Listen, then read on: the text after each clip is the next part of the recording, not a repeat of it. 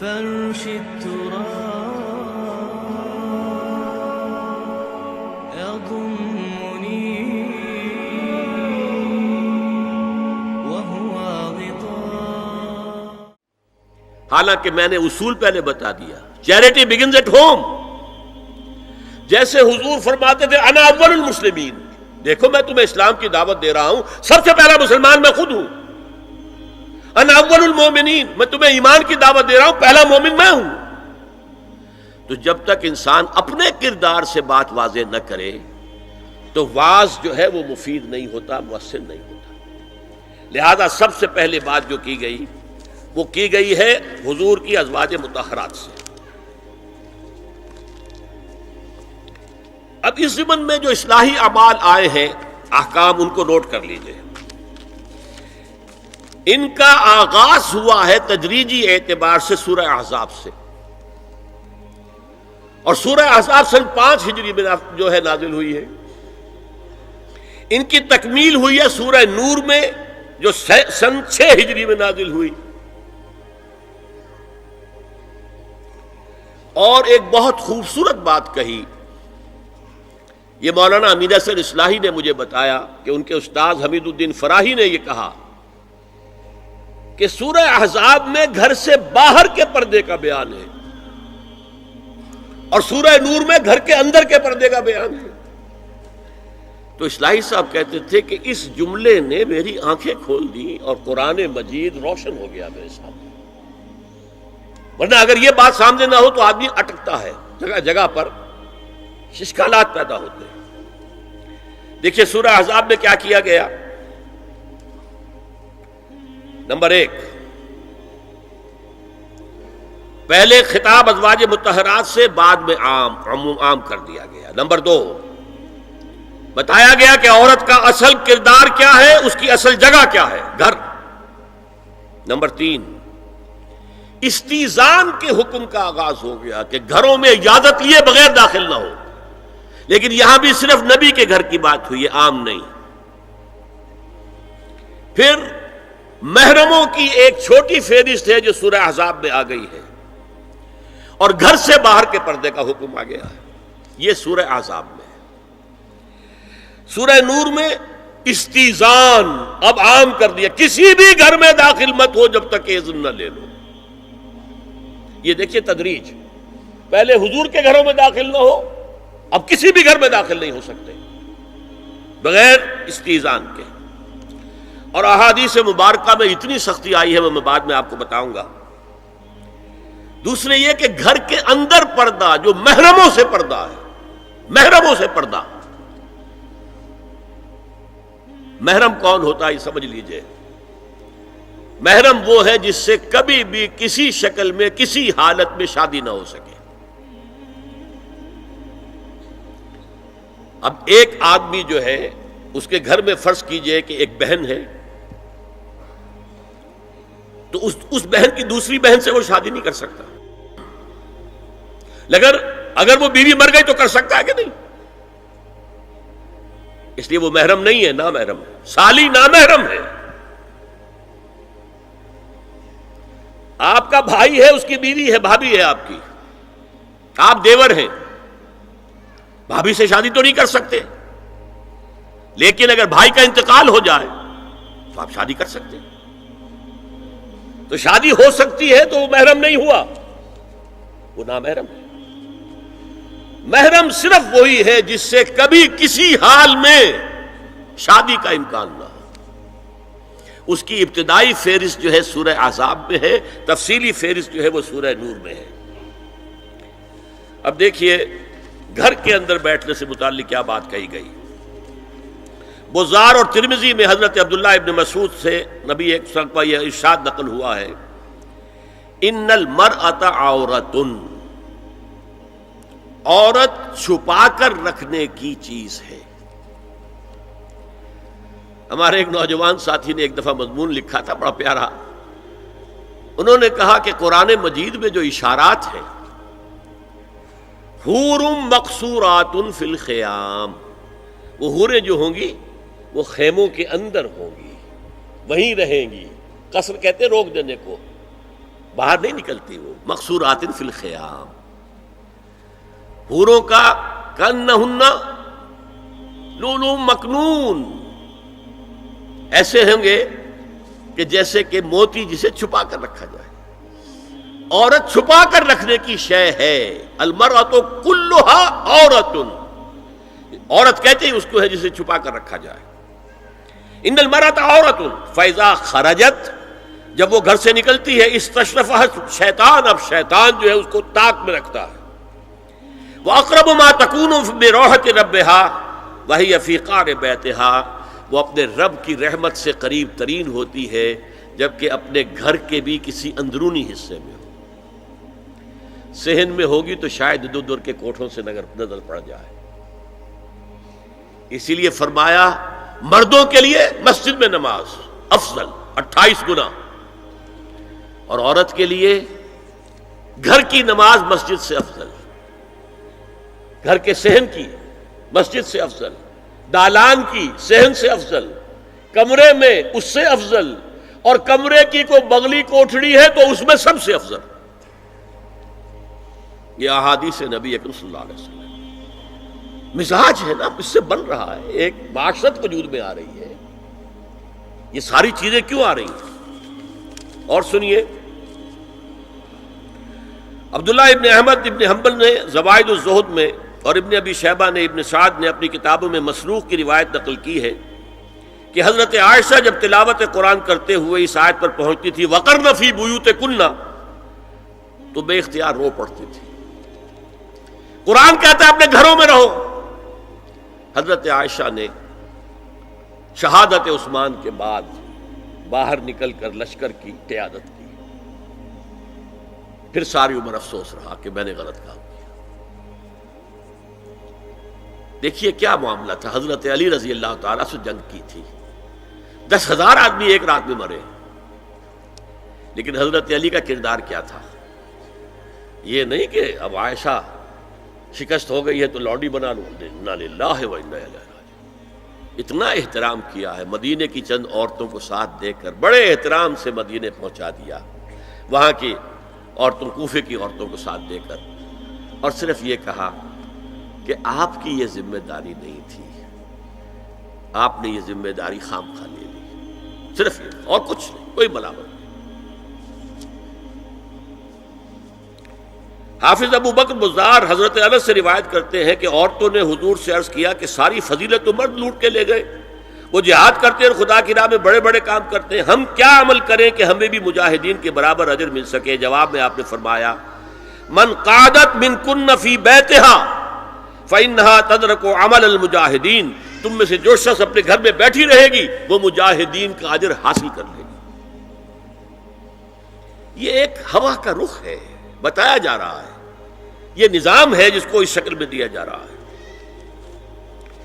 اب میں چاہتا ہوں سورہ احزاب کی جو آیات ہیں ان کے حوالے سے کچھ باتیں جو حکمت دین کی ہیں اور بہت اہم ہیں وہ آپ کے سامنے آ جائیں. دیکھیے میں نے سب سے پہلے آیت پڑھی تھی لَقَدْ كَانَ لَكُمْ فِي رَسُولِ اللَّهِ أُسْوَةٌ حَسَنَةٌ. اے مسلمانوں تمہارے لیے اللہ کے رسول کی زندگی میں ایک بہترین نمونہ ہے، اسوہ حسنہ ہے.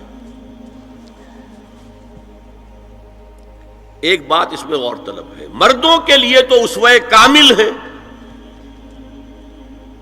مرد اگر سپہ سالار ہے تو اسوہ موجود ہے حضور کا، مرد اگر صدر ریاست ہے، خلیفہ ہے تو اسوہ موجود ہے رسول کا، کوئی قاضی القضات ہے تو اسوہ موجود ہے رسول کا، کوئی کسی مسجد میں خطیب ہے، امام ہے تو اسوہ موجود ہے، باپ کی حیثیت سے اسوہ موجود ہے، شوہر کی حیثیت سے اسوہ موجود ہے کہ نہیں؟ مردوں کی کوئی حیثیت ایسی نہیں جس کے لیے اسوہ حضور کی زندگی میں نہ ہو. لیکن ایک خلا ہے، عورت کی نسوانی زندگی کے لیے تو حضور کی زندگی میں کوئی اسوہ نہیں ہو سکتا. حضور مرد ہے. یہ ہے فلسفہ، یہ ہے حکمت دین کہ جس صورت میں یہ آیت آئی لقد کان لکم فی رسول اللہ اسوۃ حسنۃ لمن کان یرجو اللہ والیوم الآخر وذکر اللہ کثیرا، اے لوگو، اے مسلمانوں، تمہارے لیے اللہ کے رسول کی زندگی میں ایک اسوہ کامل ہے، عمدہ اسوہ ہے ہر اس شخص کے لیے جو اللہ کا امیدوار ہے اور یوم آخر کو بھی مانتا ہے اور اللہ کا ذکر کرتا ہے کثرت سے۔ اب اس خلا کو پر کیسے کیا جائے؟ حضور کی ازواج کو بنایا گیا اسوہ خواتین کے لیے، اور یہی ایک بہت سی اور بھی حکمتیں ہوں گی۔ ایک حکمت یہی تعدد ازدواج میں ہے، اور حضرت عائشہ کی اتنی کم عمر میں شادی کرنے میں ہے کہ دیر تک وہ امت کو پڑھاتی رہی، شوہر اور بیوی کے درمیان خالص پرائیویٹ معاملات کے اندر بھی ہدایت دیتی رہی۔ آخر وہ بھی انسان کی ضرورت ہے کہ نہیں؟ آپ کو معلوم ہے ایک مرتبہ بعض صحابہ نے آ کر کہا، حضور یہ یہودی جو ہے ہم پر طنز کرتے ہیں کہ تمہارے نبی تمہیں بڑی چھوٹی چھوٹی باتوں کا حکم دیتے ہیں۔ آپ نے فرمایا کہ ہاں، ہمارے نبی نے تو ہمیں استنجا کرنا بھی سکھایا، بجائے کسی کمپلیکس کے انفیریورٹی کے سپیریورٹی کی بات کرو۔ استنجا ضروری شے نہیں ہے، گندگی سے نجات پانا ضروری شے نہیں ہے، طہارت ضروری شے نہیں ہے، ہمارے نبی نے تو استنجا کرنا بھی سکھایا۔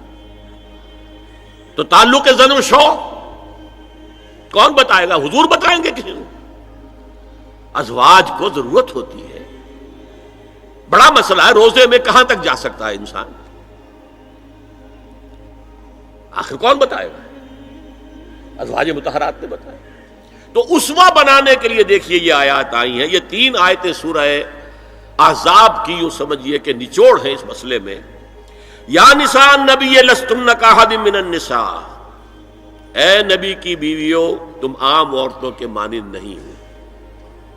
تو کیا وہ عورتیں نہیں تھیں؟ عورتیں تو تھیں۔ کیا ان کے احساسات عورتوں والے نہیں تھے؟ وہ تو تھے۔ کیا بات ہے؟ تم نبی کی بیویاں ہو، تمہیں اسوہ بننا ہے۔ ان اتقیتن فلا تخضعن بالقول، اگر تمہیں واقعی اللہ کا تقوی اور خوف ہے تو کسی اجنبی سے اگر بات کرنے کی ضرورت پیش آ جائے تو اپنی آواز میں لوچ مت پیدا کرو۔ فیطمع الذی فی قلبہ مرض، کہ جس شخص کے دل میں کوئی روگ ہے، گندگی ہے، وہ کوئی آس لگا بیٹھے کہ یہ جو مجھ سے گفتگو کر رہی ہیں، جس انداز میں کر رہی ہیں، جس لگاوٹ کے ساتھ کر رہی ہیں، تو کوئی نہ کوئی موقع ہے میرے لیے۔ انا للہ و انا الیہ راجعون، کرخت آواز میں بات کرو۔ وقلن قولا معروفا، اور معروف بات کہو، صرف اس سے آگے بڑھنے کی کوئی ضرورت نہیں۔ وقرن فی بیوتکن ولا تبرجن تبرج الجاہلیۃ الاولی، اور قرار پکڑو اپنے گھروں میں، وقار کے ساتھ رہو اپنے گھروں میں، تمہاری اصل جگہ گھر ہے، باہر نکلنا تمہارا کام نہیں ہے۔ ہاں ضرورت ہو سکتی ہے، اس کا بعد میں ذکر آ جائے گا، لیکن فلسفہ کیا ہے؟ عورت کی اصل جگہ اس کا گھر ہے۔ جو ڈیوٹیز کی تقسیم کر دی گئی ہے اللہ کی طرف سے، اس میں عورت کا اصل مقام اس کا گھر ہے۔ میں حدیث سنا چکا ہوں کہ جب گھر سے عورت نکلتی ہے تو شیطان طاقتا ہے اس کو، اور پھر ظاہر بات ہے کہ اس سے جو فتنے پیدا ہوتے ہیں وہ سب شیطان کے ذریعے سے ہوتے ہیں۔ وَلَا تَبَرَّجْنَ تَبَرُّجَ الْجَاهِلِيَّةِ الْأُولَىٰ، اور جو جاہلیت تھی، اسلام کے آنے سے پہلے کا جو دور تھا، اس میں جس طرح تم بند سمر کر اور لوگوں کی نگاہوں میں آنے کے لیے نکلتی تھی، اب وہ طریقہ اختیار نہ کرو۔ دیکھیے یہ بھی ایک بڑا نفسیاتی نکتہ ہے۔ مرد کے اندر قوت ہے، وہ اپنی قوت کا ظہور چاہتا ہے، کبھی جی چاہتا ہے دیوار کو کندھا دے مارے، راستہ چلتے کسی کو لگا کندھا، قوت ظہور چاہتا ہے۔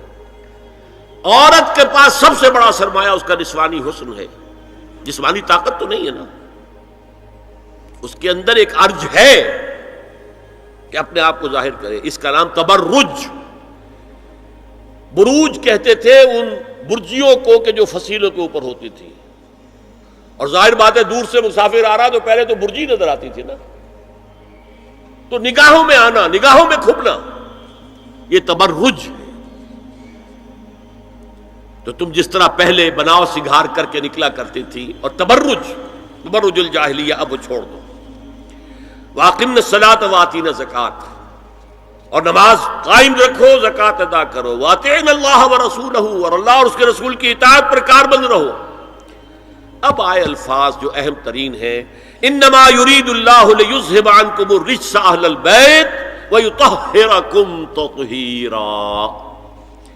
اے نبی کے گھر والیو، اللہ یہ چاہتا ہے کہ تم سے ہر طرح کی برائی، ہر طرح کی ناپاکی کو دور کر دے اور تمہیں پاک کر دے۔ پاک کرنا کر، خوب خوب خوب خوب، تطہیرا، یطہرکم تطہیرا۔ کیوں؟ تمہیں نمونہ بننا ہے، تمہیں اسوہ بننا ہے۔ یہ الفاظ اصل میں آئے ہیں قرآن مجید میں ازواج مطہرات کے بارے میں۔ سارا جملہ چل رہا ہے یا نساء نبی سے۔ ہمارے کچھ دوستوں نے اسو کہا ہے کہ اہل بیت سے مراد حضرت علی، حضرت فاطمہ، حضرات حسنین ہیں۔ وہ بھی حضور نے فرمایا، میں نے ایک ٹی وی مذاکرے کے اندر بھی جب کچھ حضرات یہ کہہ رہے تھے کہ اہل بیت تو اصل میں وہ ہیں، میں نے کہا نہیں، اصل میں بیویاں ہیں لیکن وہ بھی اہل بیت ہیں۔ حضور نے ایک چادر میں جب سمیٹا سب کو، تو یہ بھی اللہم ہؤلاء اہل بیت، یہ بھی میرے اہل بیت ہیں۔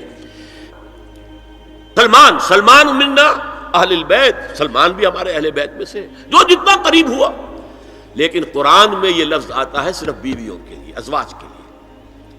حضرت ابراہیم کے پاس جب فرشتے آئے تھے حضرت اسحاق کی ولادت کی خبر دینے کے لیے، تو جب حضرت سارہ نے سنا تو وہ آئیں اپنے دوہتر مارتی ہوئی اپنے پیشانی پر، آلد وانا عجوز وہذا بالی شیخا، کیا میں جنوں گی اب جبکہ میں بوڑھی پھونس ہو گئی ہوں اور میرا یہ شوہر جو ہے یہ بھی بوڑھا پھونس ہے۔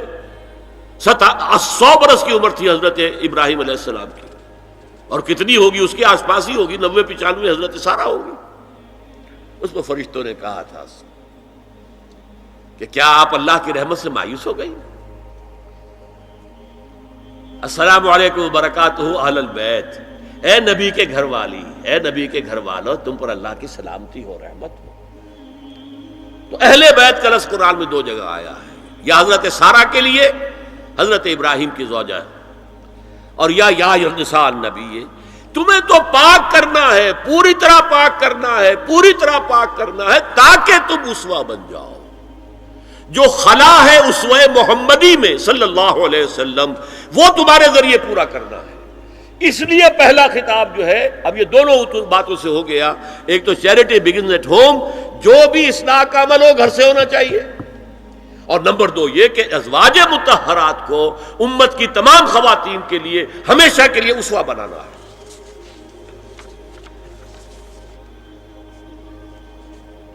اسی طریقے سے استیزان کا معاملہ بھی آیا ہے، لیکن وہ بھی صرف نبی کے گھروں تک آ رہا ہے۔ یا ایھا الذین آمنوا لا تدخلوا بیوت النبی حتی یؤذن لکم، اہل ایمان نبی کے گھروں میں داخل نہ ہوا کرو جب تک کہ اذن نہ دیا جائے۔ یہ پرائیویسی، گھر کی پرائیویسی، اس پر میں تفصیل سے بعد میں بات کروں گا، چونکہ تفصیل اس کی آئی ہے سورہ نور میں۔ میں نے عرض کیا نا، ان احکام کا آغاز ہوا، جیسے شراب کی حرمت، آغاز سورہ بقرہ، پھر سورہ نساء، پھر سورہ مائدہ۔ اسی طرح اس کا اختتام جو ہوا ہے وہ سورہ نور میں ہے۔ تو مت داخل ہوا کرو، اور اس کے بعد فرمایا وَإِذَا سَأَلْتُمُوهُنَّ مَتَاعًا فَاسْأَلُوهُنَّ مِنْ وَرَاءِ حِجَابٍ، اور دیکھو اگر نبی کی بیویوں سے کوئی چیز مانگنی ہو تو پردے کی اوٹ سے مانگو۔ یہ حجاب کا لفظ آیا ہے، جس کو کہا جاتا ہے کہ حجاب کا کوئی حکم قرآن میں ہے ہی نہیں۔ پہلے وہاں کے گھر کھلے ہوتے تھے، دروازوں پر کوئی پردہ وردہ نہیں ہوتا تھا، اور گھر کوئی کنالوں کے اور ایکڑوں کے تو نہیں ہوتے تھے، چھوٹے چھوٹے گھر۔ لیکن یہاں پر فرما دیا گیا پردے، اس کے بعد سے جب سے یہ آیت اتری گھروں کے اوپر پردے ڈال دیے گئے۔ اب ظاہر بات ہے کہ اس میں چہرے کا پردہ ہی ہوا نا، چہرے کا پردہ ہے حجاب، اسی کو حضرت عائشہ نے آیت الحجاب قرار دیا ہے۔ اور پھر دیکھیے جو ریئلزم ہے، ریئلزم میں نے کہا تھا نا کہ اللہ نے بھی فرمایا کہ سب سے زیادہ محبت انسان میں عورت کی ہے، حب زین للناس حب الشہوات من النساء، اور پھر اس کے بعد لمبی فہرست۔ حضور نے فرمایا حبب الی النساء والطیب، یہاں بھی فرمایا گیا ذالکم اطہر لقلوبکم وقلوبہن، یہ زیادہ پاکیزہ بات ہوگی تمہارے دلوں کے لیے بھی اور ان کے دلوں کے لیے بھی۔ اگر نبی کی بیوی بے حجاب تمہارے سامنے آ جائے گی تو وہ نبی کی بیوی ہے اور ازواج مطہرات ہونے کی حیثیت سے تمہاری ماں بھی ہے، لیکن ایک عورت بھی تو ہے، اور تم چاہے صحابی ہو کچھ بھی ہو، تم مرد بھی تو ہو۔ یہ مرد اور عورت کے درمیان جو کشش ہے یہاں بھی اس کا ساس۔ نبی کی بیویوں کو بھی یہ نہیں کہا کہ اس سے ماوراء ہے، معصوم تو کوئی نہیں نبی کے علاوہ، وہ تو اللہ کہہ رہا ہے ہم تمہیں پاک کر دینا چاہتے ہیں، پوری طرح پاک کر دینا چاہتے ہیں تاکہ تم تمام خواتین امت کے لیے اسوہ بن جاؤ۔ فرمایا یہ جو پردے کی اوٹ سے کوئی شے لینا دینا ہے، اس سے یہ تمہارے دلوں کے لیے بھی زیادہ پاکیزہ بات ہے اور ان کے دلوں کے لیے بھی۔ یہ ہے اللہ تعالی کا حکم سورہ احزاب کے اندر۔ اس کے بعد اسی سورہ احزاب میں اس سے جو مستثنا ہے، گھروں میں اذن لیے بغیر بھی داخل ہو سکے، جن کے سامنے ازواج مطہرات اپنے کھلے چہرے کے ساتھ آ سکتی تھی، ان کی ایک فہرست دی گئی۔ یہ مختصر فہرست ہے۔ لا جناح علیہن فی آبائہن ولا ابنائہن ولا اخوانہن ولا ابناء اخوانہن ولا ابناء اخواتہن ولا نسائہن ولا ما ملکت ایمانہن واتقین اللہ ان اللہ کان علی کل شیء شہیدا۔ کوئی حرج نہیں ہے ازواج مطہرات پر ان کے باپوں کے سلسلے میں۔ ابو بکر آئے تو جائیں سیدھے حضرت عائشہ کے حجرے میں، کون روکے گا؟ اور بیٹوں کے اور ان کے بھائیوں کے اور ان کے بیٹوں کے بھائی بھتیجے اور ان کی بہنوں کے بیٹے یعنی بھانجے، ولا نسائہن، نسائہن اس کو میں چاہتا ہوں نوٹ کریں آپ، اپنی عورتیں، جان پہچان کی عورتیں، اجنبی عورتیں نہیں۔ اس پر مزید گفتگو ہوگی سورہ نور کے حوالے سے۔ ولا ما ملکت ایمانہن، اور جو ان کے ملک یمین ہیں، ان میں ایک رائے یہ ہے کہ مراد صرف باندیاں ہیں اور ایک مراد یہ ہے کہ اس میں مرد غلام بھی شامل ہیں۔ ایک رائے یہ ہے کہ مرد غلام جب تک کہ ابھی وہ بالغ نہ ہو، بچہ ہو۔ بہرحال یہ آراء ہے علیحدہ۔ واتقین اللہ ان اللہ کان علی کل شیء شہیدا، اور اللہ کا تقوی اختیار کرو، یقیناً اللہ ہر چیز کو دیکھ رہا ہے۔ اب آئیے سورہ نور کی طرف۔ اب میں یہاں پر سورہ نور میں آغاز جو ہوا ہے سورہ نور کا، وہ سب کو معلوم ہے۔ زنا کی کیا حد ہے، سزا کیا ہے؟ غیر شادی شدہ زانی یا زانیہ، اس کی سزا 100 کوڑے، اور اگر کوئی الزام لگائے اور ثبوت پیش نہ کر سکے، 4 گواہ نہ لا سکے، تو قذف کی حد کیا ہے؟ 80 کوڑے۔ اس کے بعد اصل میں جو زنا کا سد باب کرنے کے لیے احکام ہے وہ آئے ہیں۔ چنانچہ اس میں سب سے پہلے کیا ہوا؟ استیزان کا حکم بڑی تفصیل کے ساتھ آیا، بہت تفصیل کے ساتھ آیا۔ یا ایھا الذین آمنوا لا تدخلوا بیوتا غیر بیوتکم حتی تستأنسوا وتسلموا علی اہلها ذالکم خیر لکم لعلکم تذکرون۔ اہل ایمان ہرگز مت داخل ہو اپنے گھروں کے علاوہ کسی اور گھر میں جب تک کہ تم ان کے ساتھ مانوس نہ ہو جاؤ، اذن نہ لے لو، ان پر سلام نہ کرو، یہی تمہارے لیے بہتر ہے۔ اس کے بعد تفصیل آئی ہے، اس میں میں اس وقت نہیں جا رہا ہوں۔ اور جو لوگ اس پر عمل نہیں کرتے ان کے بارے میں قرآن مجید کیا کچھ، حضور کیا کچھ فرما رہے ہیں یہ آپ سن لیجئے، بہت سخت احکام ہے۔ عن ابی ہریرہ رضی اللہ عنہ ان رسول اللہ صلی اللہ علیہ وسلم قال لو ان امرأ اطلع علیک بغیر اذن فخذفته بحشاة ففقعت عینہ ما کان علیک من جناح، متفق علیہ، بخاری اور مسلم دونوں کی ہے۔ اگر کوئی شخص تمہارے گھر میں بغیر اجازت کے داخل ہو جائے اور تم اس کی سزا کے طور پر اس پر کنکریاں پھینکو اور اس کی آنکھ پھوٹ جائے کنکری سے، تو تم پر کوئی گناہ نہیں۔ بغیر اجازت کے گھر میں آ گیا ہے، بغیر اذن کے، بغیر استئذان کے کنکریاں مارو اور کنکری سے آنکھ پھوٹ جائے، فما کان علیک من جناح، کوئی حرج نہیں۔ اسی طرح آیا ہے من اطلع دار قوم بغیر اذنہم ففقعوا عینہ فقد حضرت عینہ، یہ ابو داؤد کی روایت ہے۔ جو شخص بغیر اذن لیے کسی کے گھر میں داخل ہوا ہے اور اگر اس نے اس کی آنکھ پھوڑ دی تو اس کے اوپر کوئی ہرجانہ نہیں ہے، کوئی اس کی دیت نہیں، کوئی ہرجانہ نہیں۔ اجازت لینے کے ضمن میں کیا ہے؟ حضور نے طریقہ بتایا، 3 مرتبہ پکارنے کی حد مقرر کر دی، فرمایا اگر تیسری مرتبہ پکارنے پر بھی جواب نہ آئے تو واپس ہو جاؤ۔ قرآن میں بھی ہے اذا قیل لکم ارجعوا فارجعوا، اگر تو وہ کہتے چلے جاؤ، ملاقات نہیں ہو سکتی، چلے جاؤ۔ ہاں اگر آپ ٹائم لے کر آئے ہیں تب بات دوسری ہے، پھر تو اس کو ملنا ہے، لیکن آپ ایسے ہی پہنچ گئے ہیں، پتہ نہیں وہ اپنی کس مصروفیت میں ہے، آپ کا حق نہیں ہے کہ وہ آپ کو ریسیو کرے اور آپ سے بات کرے۔ اذا قیل لکم ارجعوا فارجعوا، اور برا نہ مانو کہ میرا یہ معاملہ کیا، میں آیا تھا اور مجھے جو ہے مجھ سے ملاقات نہیں کی، نہیں۔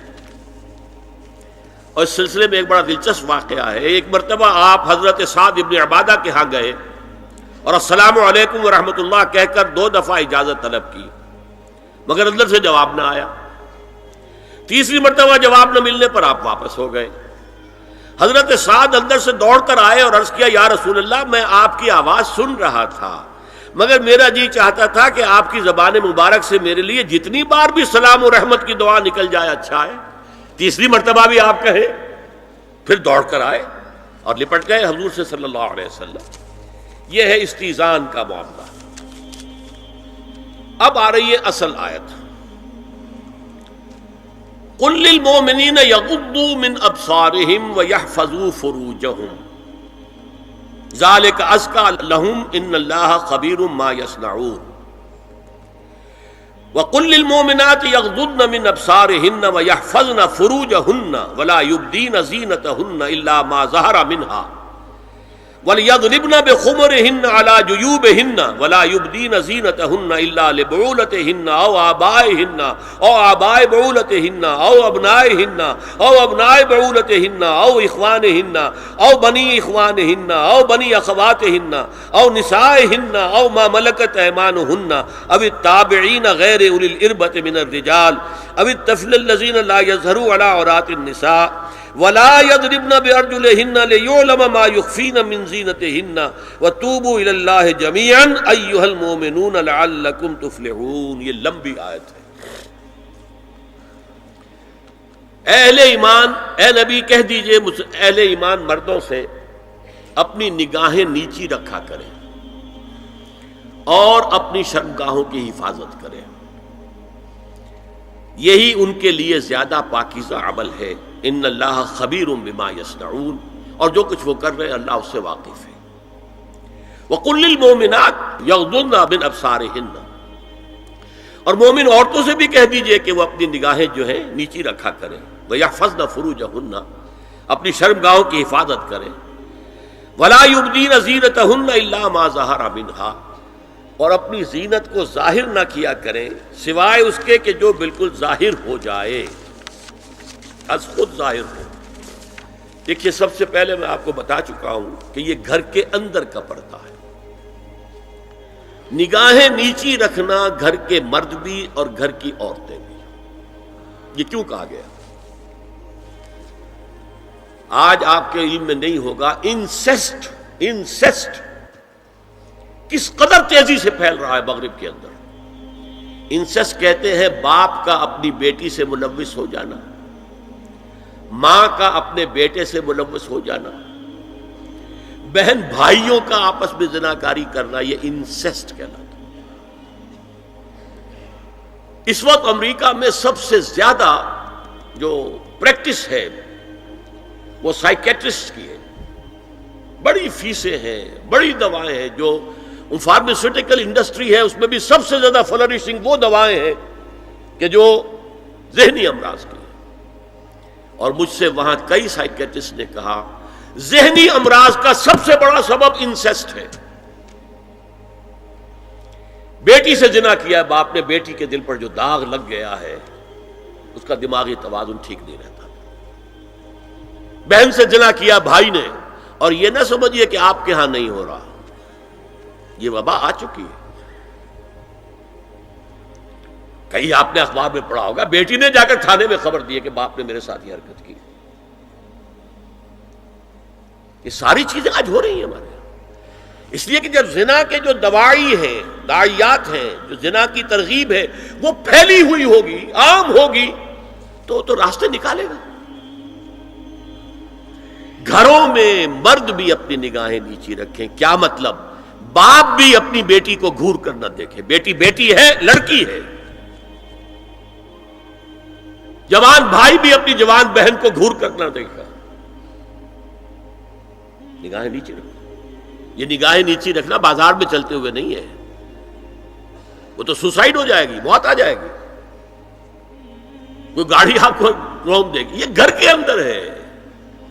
اور اس لیے ہے کہ بہرحال باپ مرد ہے، بیٹی عورت ہے. میں نے آپ کو فرائیڈ کی بات بتا دی ہے.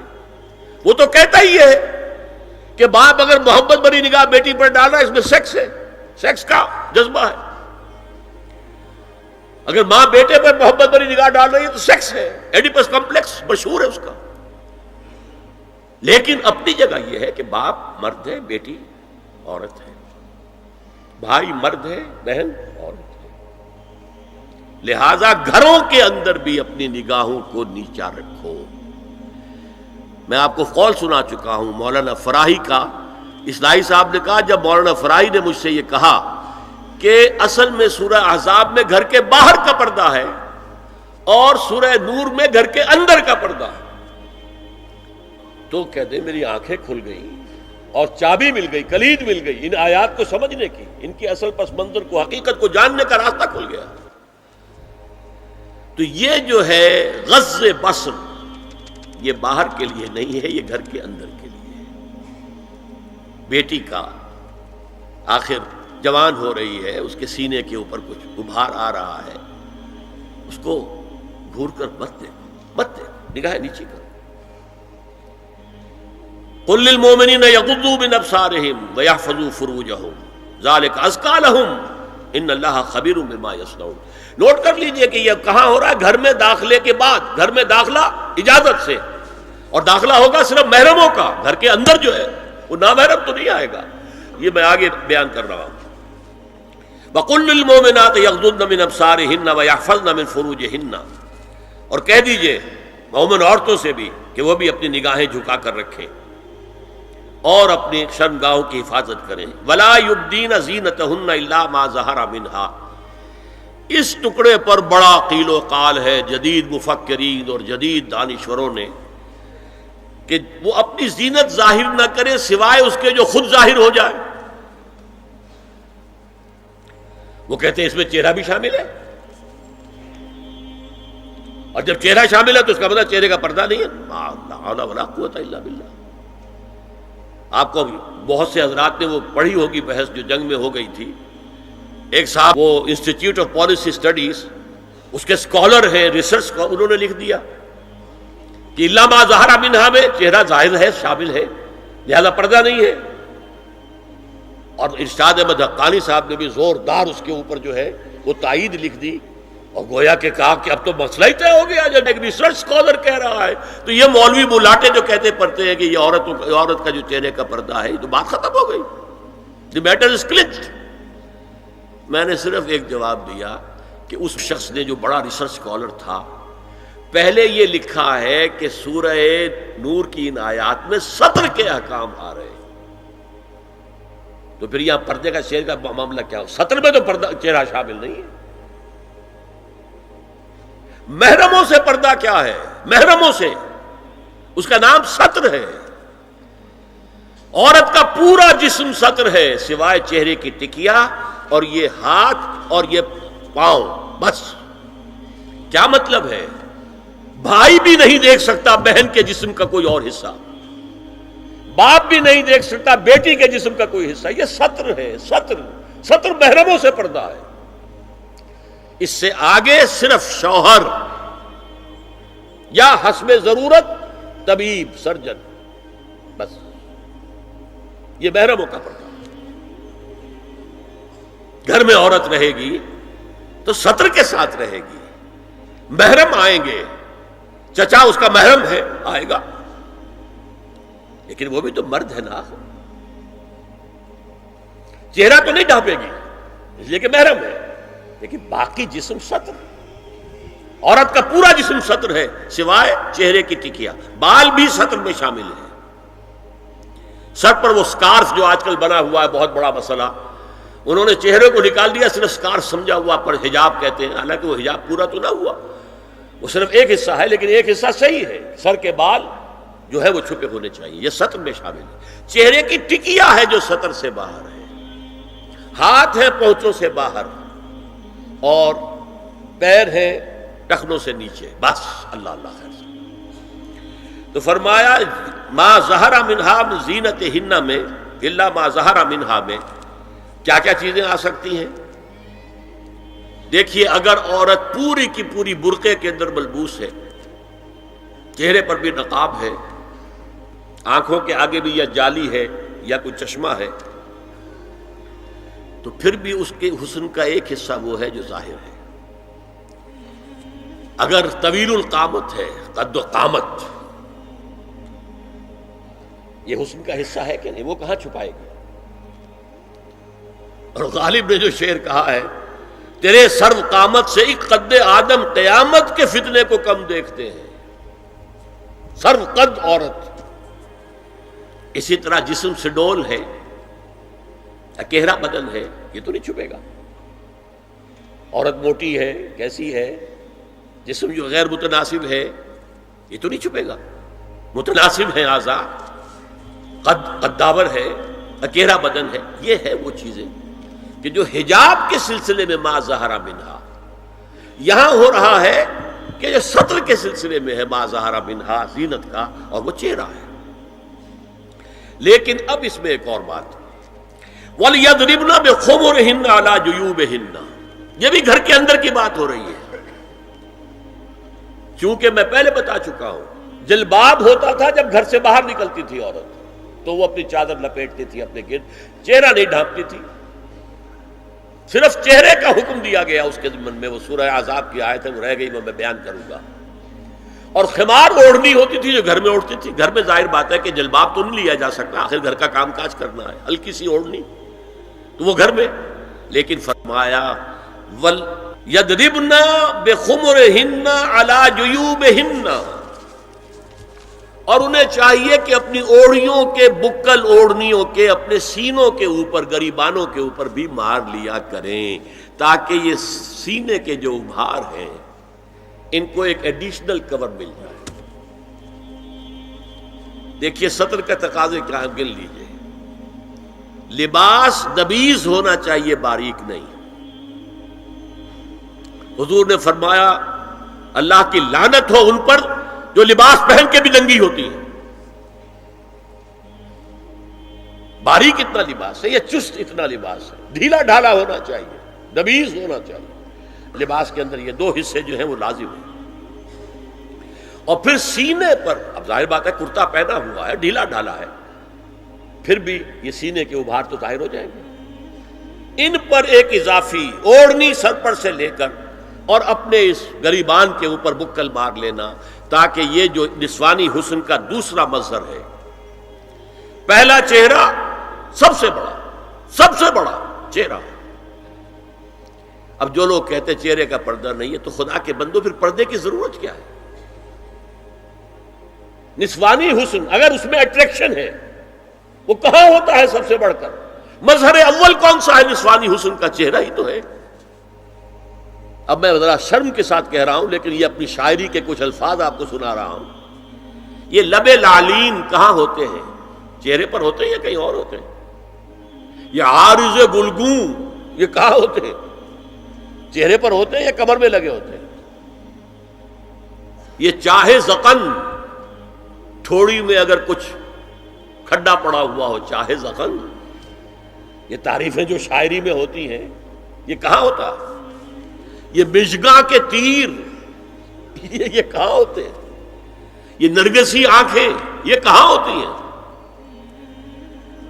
اور ستواں ناک یہ کہاں ہوتی ہے؟ چہرہ ہی تو ہے نا، سب سے بڑی اٹریکشن تو چہرہ ہے، اسی کو نہ چھپایا تو پھر اور کیا چھپایا؟ ہاں دوسری چیز چھاتی کے ابھار بہت اٹریکٹیو ہوتے ہیں انسان کے لیے. اس کے لیے یہ ہے کہ وَلْيَضْرِبْنَ بِخُمُرِهِنَّ عَلَى جُيُوبِهِنَّ، کرتا بھی دبیز کپڑے کا ہو، کرتا جو ہے ڈھیلا ڈھالا بھی ہو، شلوار اور دبیز تر کپڑے کی ہو، ڈھیلی ڈھالی ہو، اور اوڑھنی کا بکل جو ہے اپنے سینے پر مار لیا جائے. اب اس کے بعد فرمایا وَلَا يُبْدِينَ زِينَتَهُنَّ إِلَّا لِبُعُولَتِهِنَّ. اب یہاں یہ زینت کا لفظ آ رہا ہے چہرے کے لیے، اور چہرے ہی میں کچھ سنگھار بھی ہوتا ہے. کوئی سرما لگایا ہوا ہے، فرض کیجئے کسی اور طرح کا کوئی زیور پہنا ہوا ہے، گلے میں پڑا ہے، کانوں میں بندے ہیں وغیرہ وغیرہ. یہ زینت چہرہ اور اس کے ساتھ کوئی بناؤ سنگھار کا معاملہ، جس کی کہ حضور صلی اللہ علیہ وسلم نے تلقین کی ہے. عورت کو گھر میں بن سنور کر رہنا چاہیے، شوہر کے لیے ایٹریکٹیو رہنا چاہیے. خاص طور پر شوہر جب آنے والا ہے شام کو دفتر سے، اس وقت عورت جو ہے بن سنور کر رہے ہیں. اس لیے کہ اصل مقصد کیا ہے؟ جتنی بھی انسان میں سیکشول انرجی ہے وہ مرکوز رہے شوہر اور بیوی کے درمیان. یہ فلسفہ ہے.